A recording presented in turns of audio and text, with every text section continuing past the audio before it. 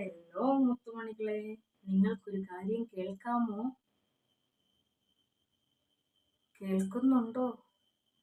സമയം എത്രയാണ് എന്നറിയാമോ?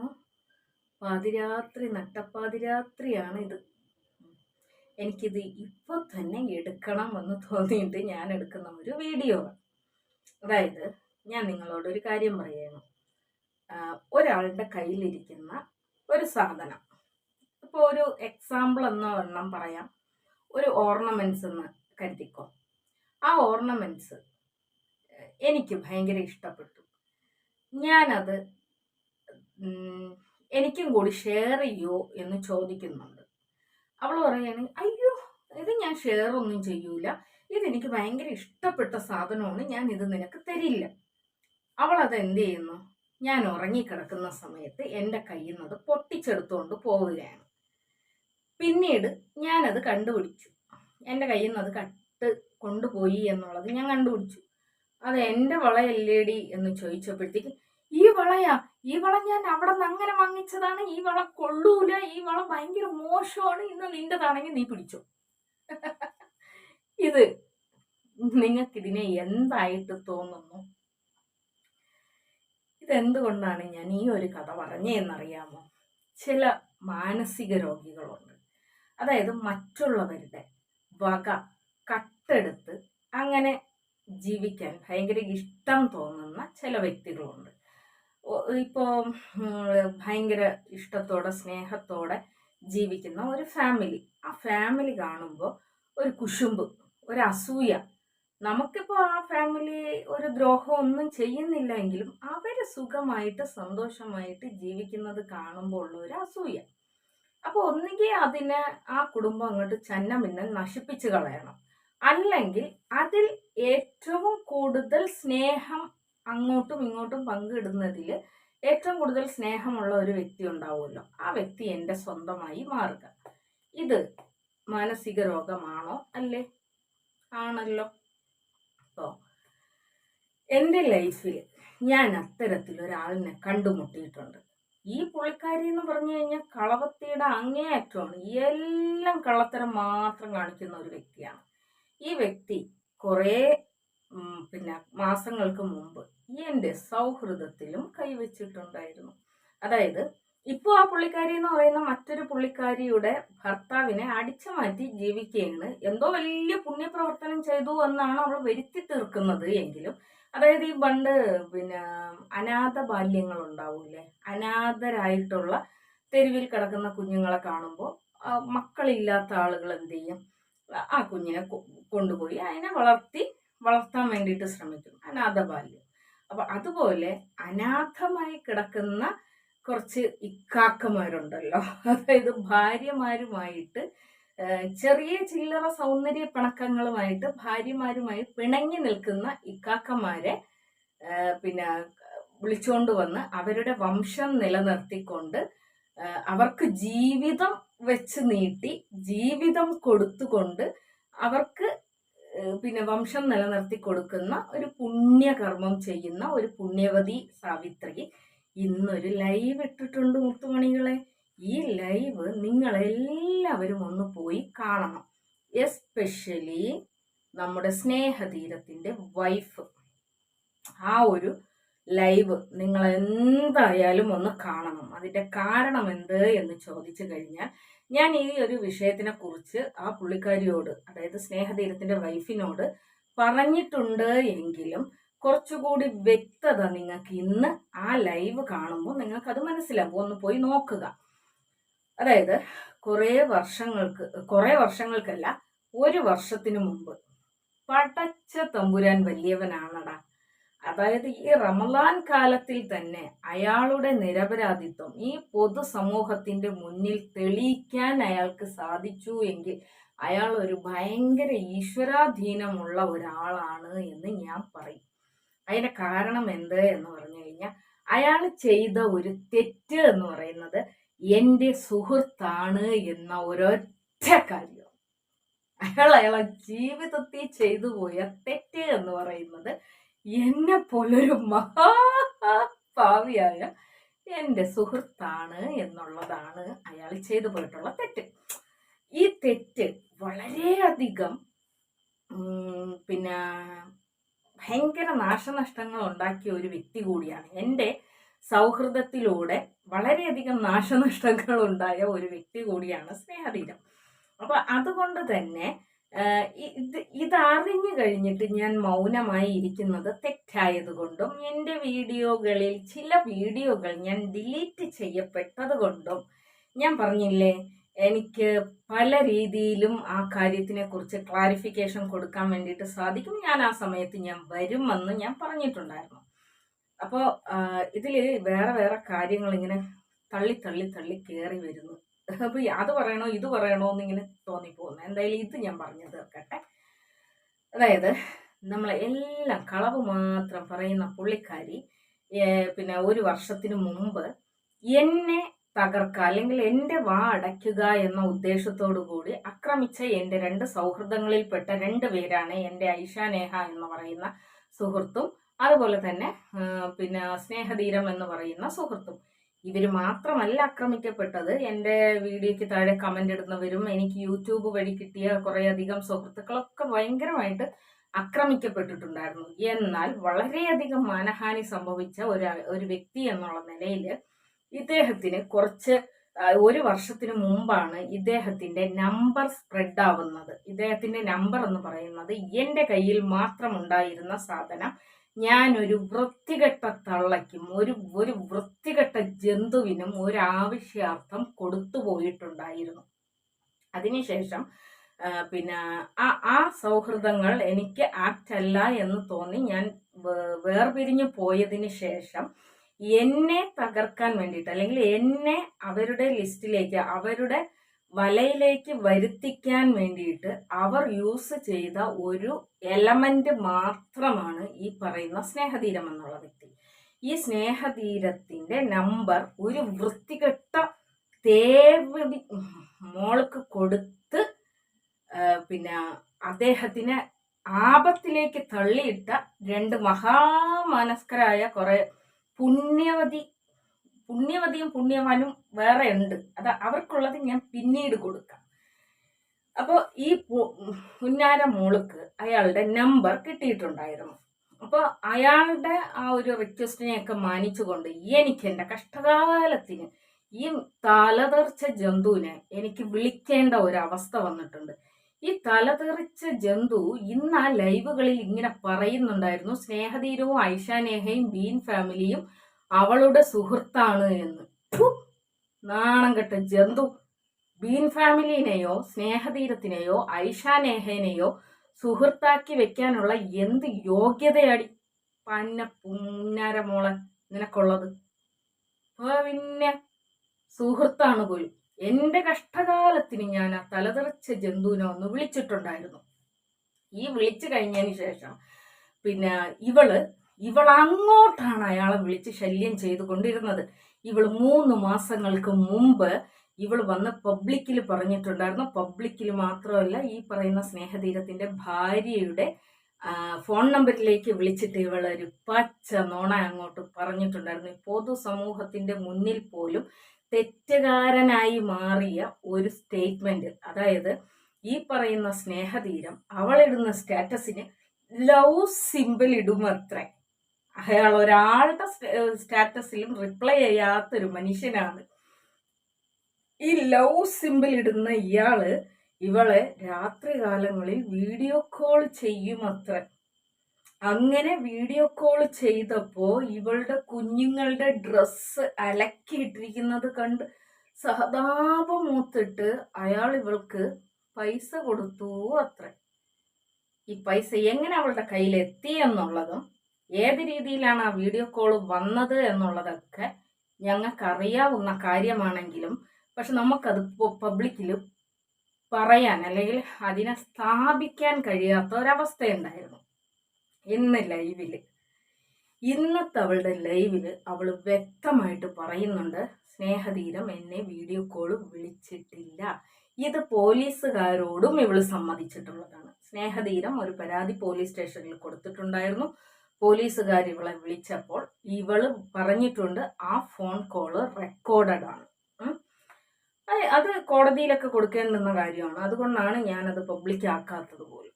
അപ്പോൾ ഈ ഒരു സംഭവം, അതായത് മാന്യമായി ജീവിക്കുന്ന ഒരു വ്യക്തിയെ എൻ്റെ സുഹൃത്താണ് എന്ന ഒരൊറ്റ കാരണം കൊണ്ട് എൻ്റെ സൗഹൃദത്തിൽ എനിക്കേറ്റവും പ്രിയപ്പെട്ട എൻ്റെ സുഹൃത്തുക്കളെ വശീകരിക്കാൻ വേണ്ടി ശ്രമിച്ച് പിന്നെ എൻ്റെ സുഹൃത്തിനെ വരെ തട്ടിയെടുക്കാൻ വേണ്ടിയിട്ട് നോക്കിയ പന്ന പുന്നാരമോള് അവള് പറഞ്ഞ ഒരു സ്റ്റേറ്റ്മെന്റ് ആണ്, ഇങ്ങേരെ അവളെ വീഡിയോ കോൾ വിളിച്ച് ശല്യം ചെയ്യുന്നു എന്ന്. ഈ വീഡിയോ സ്നേഹതീരത്തിന്റെ ഭാര്യ കാണുന്നുണ്ടെങ്കിൽ ഇന്നലത്തെ ലാസ്റ്റ് അവൾ ഇട്ടിരിക്കുന്ന ലൈവ് നിങ്ങളൊന്ന് കാണണം.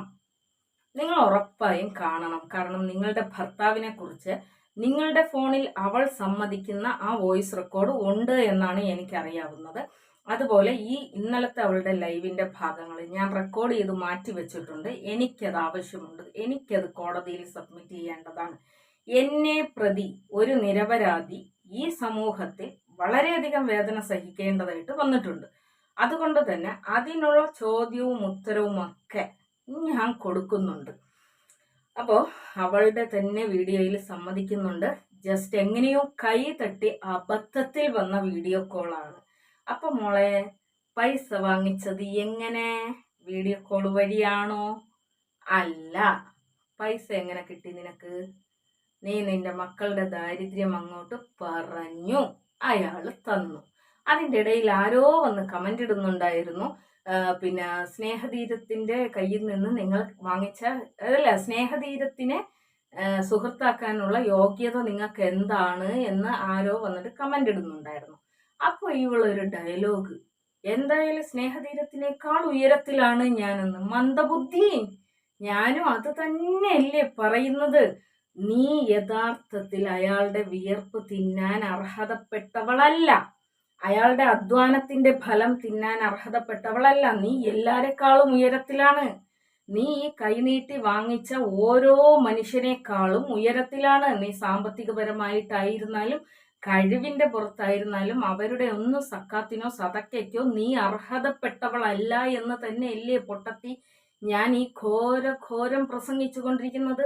സ്നേഹതീരം എൻ്റെ വീഡിയോ കാണുന്നുണ്ടെങ്കിലും നേടോ തന്നോടും ഞാൻ പറഞ്ഞിട്ടുള്ളതല്ലേ, നിങ്ങളുടെ ഒന്നും സക്കാത്തിനോ സതക്കയ്ക്കോ അർഹതപ്പെട്ടവളല്ല ഈ പുന്നാരമോളെന്ന്. അതാ അവളുടെ വാ കൊണ്ട് തന്നെ അറിഞ്ഞിരിക്കുന്നു അവൾ സ്നേഹതീരത്തിനേക്കാളും ഉയരത്തിലാണ് എന്ന്. എടിയാ, അങ്ങനെയാണെങ്കിൽ അയാളുടെ പൈസ തിരിച്ചു കൊടടി പുന്നാരമോളെ. അയാളുടെ പൈസ നീ തിരിച്ചു കൊടു. അയാളുടെ മക്കൾക്കും അയാളുടെ ഭാര്യയ്ക്കും അവകാശപ്പെട്ടത് നീ അവരറിയാതെ തട്ടിയെടുത്തവളാണ്. എന്നിട്ട് നിന്ന് ചിലയ്ക്കുന്ന അതിന്റെ ഇടയിൽ ഒരു ഡയലോഗ് വേറെ, അയാളുടെ ഭാര്യയെ തച്ചിട്ടാണ് ജീവിക്കുന്നതെന്ന്. എടി, ഭർത്താവുണ്ടായിട്ടും സ്വന്തം ചെലവിനുള്ള വക ജോലി ചെയ്തുണ്ടാക്കുന്ന അഭിമാനിയായ സ്ത്രീയാണവള്. ഈ സ്നേഹതീരത്തിന്റെ ഭാര്യ എന്ന് പറയുന്ന സ്ത്രീ അവളുടെ സ്വന്തം ഭർത്താവ് ഇങ്ങനെ നിന്നെ പോലുള്ളവളൊക്കെ വന്ന് ചോദിക്കുമ്പോൾ വാരിക്കോരി തരുന്ന അയാളുടെ ഭാര്യയ്ക്ക് എത്രത്തോളം വാരിക്കോരി കൊടുക്കുന്നുണ്ടാവും? അങ്ങനെ കൊടുക്കുന്ന ഒരു ഭർത്താവ് ഉണ്ടായിട്ട് പോലും സ്വന്തം ചെലവിനുള്ള വക ജോലി ചെയ്ത് കണ്ടുപിടിക്കുന്ന അവള് നിന്നേക്കാൾ താഴെ അല്ലേ? അവള് തച്ചിട്ട് ജീവിക്കുന്നു. നീ എങ്ങനെ ജീവിക്കുന്നു? നീ തേച്ചിട്ട് ജീവിക്കുന്നു. നീ എങ്ങനെ ജീവിക്കുന്നു? തേച്ചിട്ട് ജീവിക്കുന്നു. നിനക്ക് ഒരു മാനസിക രോഗമുണ്ട്. അതായത് മറ്റുള്ളവരുടെ ബന്ധം, മറ്റുള്ളവരുടെ സ്നേഹബന്ധങ്ങൾ കാണുമ്പോഴുള്ള ഒരു അസൂയ. അതായത് നിന്നെ സംബന്ധിച്ചിടത്തോളം നിന്റെ മാതാപിതാക്കൾ പോലും, നിന്റെ കൂടെ ജനിച്ച നിന്റെ സഹോദരങ്ങൾ പോലും നിന്നെ സ്നേഹിക്കുന്നില്ല. സ്നേഹിക്കാനുള്ള ഒരു വകുപ്പ് പോലും നിന്റെ കയ്യിലില്ല എന്നുള്ളതാണ്. നിന്നെ പ്രസവിച്ച നിന്റെ പെറ്റുമ്മ പോലും നിന്നെ സ്നേഹിക്കുന്നില്ല. അപ്പൊ നിനക്ക് മറ്റുള്ളവരുടെ സ്നേഹം കാണുമ്പോൾ ഭയങ്കരമായ അസ്വസ്ഥതയാണ്. അസ്വസ്ഥത മൂത്തിങ്ങനെ ഭ്രാന്തായ ഒരു പെണ്ണാണ്. അങ്ങനെ എൻ്റെ സൗഹൃദത്തിനെ തട്ടിയെടുക്കാൻ വേണ്ടിയിട്ട് ശ്രമിച്ചതാണ്. ഞാനൊന്ന് ജസ്റ്റ് ഇവളെ ഒന്ന് കോൾ ചെയ്തപ്പോൾ ഇവള് കൃത്യമായിട്ട് അങ്ങേരെ വിളിക്കാൻ തുടങ്ങി. എല്ലാ ദിവസവും ഇവൾ അങ്ങോട്ട് അയാളെ വിളിക്കാൻ വേണ്ടിയിട്ട് തുടങ്ങി. അവൾ ഇന്നത്തെ ലൈവിൽ അവൾ സമ്മതിക്കുന്നുണ്ട്. ഇവൾ അങ്ങോട്ട് വിളിക്കാൻ വേണ്ടിയിട്ട് തുടങ്ങി. എന്തിന്റെ ആവശ്യം? എന്നിട്ട് ഞാൻ പറഞ്ഞത്രേ, സഹോദരനെ പോലെ കാണാൻ. ഞാൻ സഹോദരനെ പോലെ കാണാൻ വേണ്ടിയിട്ട് തന്നെയാണ് പറഞ്ഞത്. അല്ല മോളെ, നിനക്ക് സഹോദരങ്ങളില്ലേ? നിനക്ക് സഹോദരന്മാരില്ലേ? നീ അയാളെ സഹോദരനായിട്ട് കാണാൻ വേണ്ടിയിട്ട് എന്നിട്ട് 24 മണിക്കൂർ നീ അയാളെ വിളിച്ചും കൊണ്ട് നടക്കുന്നു. നാണം ഉണ്ടാടി പന്ന പരട്ട സ്ത്രീയെ.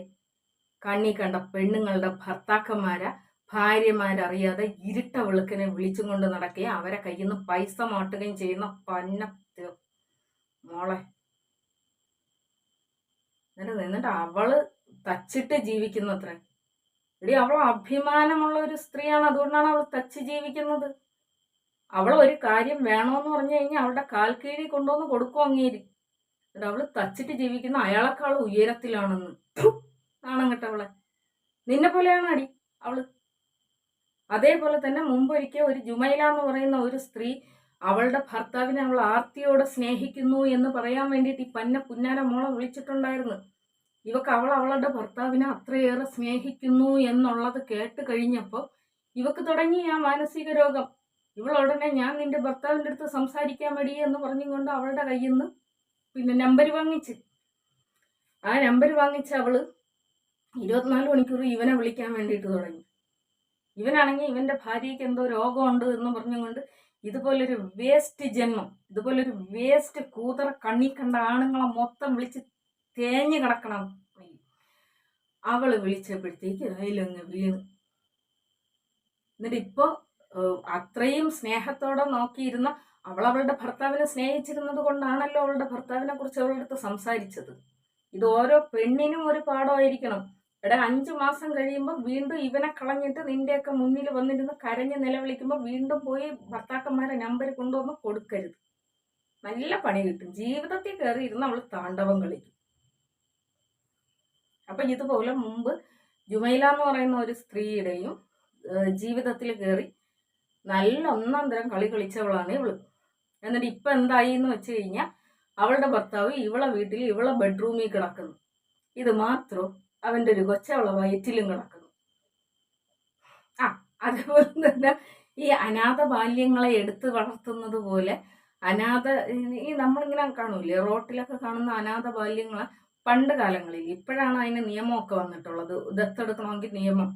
പണ്ടിങ്ങനെ ഈ റെയിൽവേ സ്റ്റേഷനിലോ മറ്റുമൊക്കെ പിന്നെ ചവറ് വരി കൊണ്ട് കിടക്കുന്ന കുട്ടികളെ കാണുകയാണെങ്കിൽ മക്കളില്ലാത്ത ദമ്പതികൾ കണ്ടു കഴിഞ്ഞാൽ മോനെ നീ എൻ്റെ കൂടെ വരണം എന്ന് ചോദിച്ചു കഴിഞ്ഞാൽ അവർ വിളിച്ചുകൊണ്ട് പോയി വളർത്തും. അതുപോലെയാണ് ഈ ഭാര്യമാരുമായിട്ട് ചെറിയ ചെറിയ സൗന്ദര്യ പണക്കങ്ങളിൽ ഇരിക്കുന്ന ഭർത്താക്കന്മാരെ പിന്നെ നന്നാക്കി സ്വന്തം വീട്ടിലോട്ട് കൊണ്ടുവന്ന് പിന്നെ ജീവിതവും കൊടുത്ത് ജീവിതം ദാനം ചെയ്ത് ആ ആണുങ്ങൾക്ക് ജീവിതം ദാനം കൊടുത്ത് ആ ആണുങ്ങളുടെ വംശപരമ്പര നിലനിർത്തുന്ന പുണ്യകർമ്മം ചെയ്യുന്നവളാണ് ഇവളെന്നാണ് ഇവള് വരുത്തി തീർത്തുകൊണ്ടിരിക്കുന്നത്. ഇവളുടെ പറയലും ഇവളുടെ ഒരു ചെയ്തിയും ഒക്കെ കാണുമ്പോൾ, ഇവളുടെ വീഡിയോയ്ക്ക് താഴെ വരുന്ന അൽഹംദുലില്ലയും മാഷാള്ളയൊക്കെ കാണുമ്പോൾ എനിക്ക് തോന്നുന്നത് അങ്ങനെയാണ്. കാരണം ആ പുള്ളിക്കാരൻ്റെ യഥാർത്ഥ അവകാശിയായ ഒരു മകനും യഥാർത്ഥ അവകാശിയായ ഒരു ഭാര്യയും അപ്പുറം നിപ്പുണ്ട്. എന്നിട്ട് അവരടുത്ത് കൂടാനോ ആ കുട്ടീനെ നോക്കാനോ സമ്മതിക്കാതെ അവളുടെ കയ്യിൽ നിന്ന് അവളുടെ മകനെ തട്ടിപ്പറിക്കാൻ വേണ്ടിയിട്ട് അടുത്ത ശ്രമം നടത്തിക്കൊണ്ടിരിക്കുകയാണ് ഇവള്. അതായത് മറ്റുള്ളവർ സന്തോഷിക്കുന്ന അവരുടെ സ്വന്തമായിട്ടുള്ളതിനെയൊക്കെ തട്ടിപ്പറിക്കുക എന്നുള്ള ഒരു മാനസിക രോഗത്തിന് അടിമയാണ് ഈ പിഴച്ച ജന്തു എന്ന് പറയുന്നത്. അത് ഈ റമളാൻ മാസത്തിൽ തന്നെ നിന്റെ വാഗൊണ്ട് തന്നെ നീ സമ്മതിച്ചല്ലോടി. ഈ പൊതുസമൂഹത്തിന്റെ മുന്നിൽ ഇത്രയും നാള് ആളുകൾ തെറ്റിദ്ധരിച്ചു കൊണ്ടിരുന്നു നിന്നെപ്പോലൊരു തീട്ടത്തിന്, നിന്നെപ്പോലൊരു എടി വിശക്കുന്നത് എന്ന് പറഞ്ഞുകൊണ്ട് തീട്ടം വരി തിന്നൂലാന്ന് ഞാൻ പോലും അയാളടുത്ത് പറഞ്ഞിട്ടുണ്ട്. എടോ വിശക്കുന്നെന്ന് പറഞ്ഞുകൊണ്ട് ആരെങ്കിലും തീട്ടം വരി തിന്നോടോ, താൻ എന്തിനാ അവളെ വീഡിയോ കോൾ ചെയ്യാൻ പോയി എന്ന് പറഞ്ഞ് ഞാൻ പോലും അയാളെ വഴക്ക് പറഞ്ഞിട്ടുണ്ട്. അതേ പിന്നെ ആളിനെ കുറിച്ച് നീ തന്നെ പറഞ്ഞു സഹോദരനെ പോലെ കണ്ടോ എന്ന് ഞാൻ പറഞ്ഞു വന്നു. ഞാൻ സഹോദരനെ പോലെ കണ്ടോ എന്ന് പറഞ്ഞപ്പോൾ ഇവൾ 24 മണിക്കൂർ അയാൾ അങ്ങോട്ട് വിളിയും തുടങ്ങി. എന്നിട്ട് ഇതൊന്നും പോരാത്തത് കൊണ്ട് ഇയാളുടെ കയ്യിൽ നിന്ന് പണം വാങ്ങിച്ച് എന്നുള്ളത് ഞാൻ അറിഞ്ഞു കഴിഞ്ഞപ്പോഴത്തേക്ക് അങ്ങേരെ ഭാര്യനെ വിളിച്ചിട്ട് അതാ ബീനുമായിട്ട് അവിഹിതമാണ്, ബീനിന് എന്തൊരില്ലോ കൊടുത്തതെന്ന്. ബീനിന് കൊടുത്തതിന്റെ കണക്ക് നീ നോക്കണ്ട, നീ വാങ്ങിച്ചത് നീ അയാൾക്ക് തിരിച്ചു കൊടുക്കണം. കാരണം അയാള് എൻ്റെ സുഹൃത്താണ്. എൻ്റെ സുഹൃത്തിൻ്റെ കയ്യിൽ നിന്ന് യാതൊരു ബന്ധവുമില്ലാത്ത നീ എന്നിട്ട് അയാളെ എത്ര തവണ തള്ളയോ എന്ന് പറഞ്ഞുകൊണ്ട് നീ തെറി വിളിച്ചടി. എന്നിട്ട് അയാളെ നാട്ടിൽ ചെന്ന് നിന്നും കൊണ്ട് എത്രമാത്രം അവളെയും അയാളിനെയും അയാളുടെ ഭാര്യയെയും നീ ഭീഷണിപ്പെടുത്തിയടി. പിന്നെ അലവലാതി പൊന്നാര മോളെ, അയാളെ കയ്യിൽ നിന്ന് പൈസ വാങ്ങിച്ചിട്ട് ഞണ്ണിയിട്ട് അയാൾക്ക് കഴിവില്ലാത്ര, അയാൾ ഇവളെക്കാളും താഴ്ന്നാണ് കിടക്കുന്നതെന്ന്. എടി, അയാളുടെ ഭാര്യയുടെ കാല് കഴുകിയ വെള്ളം കുടിക്കാനുള്ള യോഗ്യത പോലും പെണ്ണെ നിനക്കില്ല. എന്നിട്ടല്ലേ അയാളെക്കാൾ ഉയരത്തിലാണെന്ന്. എന്തുണ്ടടി നിനക്ക് സ്വന്തമായിട്ട്? നിന്നുണ്ടാക്കിയ നിന്റെ തന്തയും തള്ളയും ഉണ്ടാ? നീ ജനിച്ചു വളർന്ന നിന്റെ നാട്ടില് ഏതെങ്കിലും ഒരു ഈച്ചക്കുഞ്ഞുണ്ടാടി നിനക്ക് സപ്പോർട്ട് പറയാൻ വേണ്ടിയിട്ട്? നിന്റെ മഹലുണ്ടാ? ഇനി ഇതൊക്കെ പോട്ട്. എൻ്റെ സുഹൃത്തുക്കളെ എല്ലാം വേട്ടയാടിയ കൂട്ടത്തിൽ ഷെഫീന താത്തനെ ചെന്നു ചൊറിഞ്ഞിട്ടുണ്ടായിരുന്നു. ഷെഫീന താത്ത ഒരു വലിയ ഇണ്ടാസ് നിനക്കൊക്കെ ഇപ്പൊ കൊണ്ടുവന്ന് തരും. അത് നീ ആലുവയിൽ പോയി ഉണ്ടാക്കിയ ഇണ്ടാസ് പോലെയല്ല. അത് ഇപ്പൊ തന്നെ നിനക്ക് കിട്ടും. നിന്റെ കൂടെ ഇരിക്കുന്നവനുണ്ടല്ലോ, ഒരു 10 ദിവസമെങ്കിലും ഇങ്ങനെ 1 2 3 4 5 എന്ന് പറഞ്ഞുകൊണ്ട് എണ്ണാനുള്ള വക അതിലുണ്ട്. പിന്നെ ഷെഫീന താത്ത ചില്ലറക്കാരി അല്ല എന്നുള്ളത് നിനക്ക് കിട്ടിയ 2000 രൂപയുടെ പെറ്റി കണ്ടപ്പോൾ മനസ്സിലായല്ലോ. അതുപോലൊരു ഇണ്ടാസ് വരുന്നുണ്ട് നിനക്കിപ്പം. നിനക്കല്ല, നിന്റെ കൂടെ ഇരിക്കുന്ന കളവനുണ്ടല്ലോ, കള്ളത്തരം കാണിക്കുന്ന, സ്വന്തം ഭാര്യയ്ക്കില്ലാത്ത എന്ത് ക്വാളിറ്റി കണ്ടിട്ടാണ് ഈ നിരങ്ങിയിരടുത്ത് വന്നിട്ട്. അപ്പൊ ഇണ്ടാസുകൾ ഓരോന്നോരോന്നായിട്ട് നിന്നെ തേടി വരുന്നുണ്ട് മോളെ. എല്ലാവരും സ്നേഹധീരമാണെന്ന് വിചാരിക്കല്ലേ മോളെ. ബീനിന് ഒരുപാട് സുഹൃത്തുക്കളുണ്ട്. അതിൽ ഏറ്റവും ശക്തയായ ഒരു സുഹൃത്തിനെയാണ് നീ ഇപ്പൊ വെറുതെ ഒന്ന് ഞോണ്ടിയത്. ആ ഞോണ്ടിയതിനുള്ള വക പൊന്നുമോള് വാങ്ങിച്ച് കയ്യിൽ പിടിച്ചോ. അതേ എനിക്ക് പറയാനുള്ളൂ. അപ്പൊ എല്ലാവർക്കും നന്ദി, വണക്കം.